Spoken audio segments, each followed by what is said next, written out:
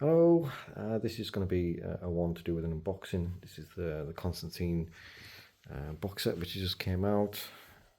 It's a normal thing where Warner Brothers send it in their nice little protective boxes.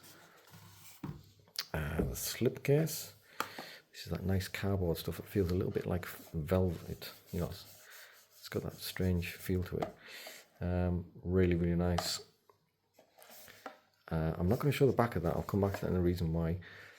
But it's really nice slipcase indeed.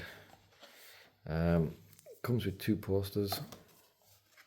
If anyone's ever seen my unboxings before with these things, I don't like these. I know why they're in there. They're cheap and they're easy, and it makes it look like you're getting something good. But if you wanted a decent poster and you're going to frame it, whatever, you wouldn't use these. They've got all the hard line creases on it, and it just spoils it. That's the kind of thing that a teenager would stick up on his room years ago, or maybe I would back in my youth.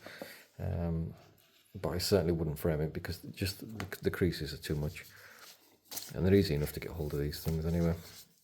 So they're just kind of like what I call the throwaway freebies to make it look like you're getting something more than what you are.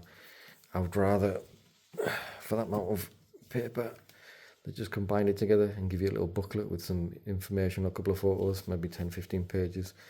That would have been better than these things. I wish companies would stop throwing them in there, but I know why they do it. Anyway, that's a little box. It has the postcards, which is these. These are really nice because some of them are two-sided.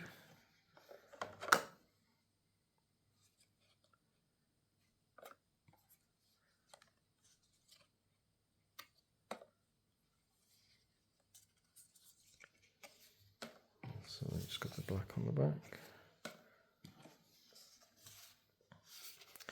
And for anybody who's been online and looking at stuff, you might have seen Keanu and the director back together, spend a lot of time. They've done stuff for this, and also they're doing a lot of press stuff. This is a build-up, obviously. They're going to go ahead with another film. There's been so much talk of it for years, but it's all come down to rights and ownership of different things, and rights passing over to other companies, and it's knackered it for a long time. And I think once it got to a point where a lot of years had passed, they kind of gave up on the idea. But after the whole John Wick thing died down, and obviously Keanu's always said for years that if there's one character he always wanted to do again, it was John Constantine. So I will be really shocked if it doesn't get announced and it doesn't come out next year. I'll be shocked if it doesn't happen. I pre-ordered this quite a while ago, as soon as it appeared really, and if it's any indication, it's sold out and it's already going for double the price. So there's certainly fans and demand and stuff for it out there. My son sat down and watched it for the first time with us. He thoroughly enjoyed it. It's aged really well. The CGI still holds up. Obviously you can tell it's the older CGI, but it still holds up really well. Great performances, great. It's a solid film all around really. The 4K print is really nice. There was nothing that kind of leapt out at me as not being right.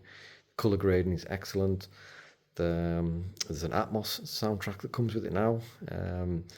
I wouldn't say it's in like like the higher echelons of height and surrounds, but I would say if I was going to give it a score, to picture wise, it's probably an 8 or a 9 out of 10. And for the Atmos, I would say it's probably a 7 or an 8. I mean, you've got other films out there which really do a lot with the height speakers and surrounds and stuff, but it's a really nice Atmos track, and there's a few little things here and there like scurries or knocks at the doors and stuff where I actually thought it was in the house. So that was really well done. But obviously it's an older film as well, so it's an Atmos track which has been made from probably, I'm going to guess, probably a DTS or a Dolby Digital. It's been taken from there. But yeah, really nice. And as for the actual steelbook, takes obviously one of the main images from the film. It's been done into artwork. This is probably one of the main things that'll sell this. It's the fact that it's a steelbook. There's probably going to be another steelbook that turns up at some point, but not without these bits and pieces. 4K in Blu-ray. That's the back. And now I want to show you this again. That's the reason why I want to show the back. Is of all the images, the one image I like the most is on the back of this. It's that one. I really do like that.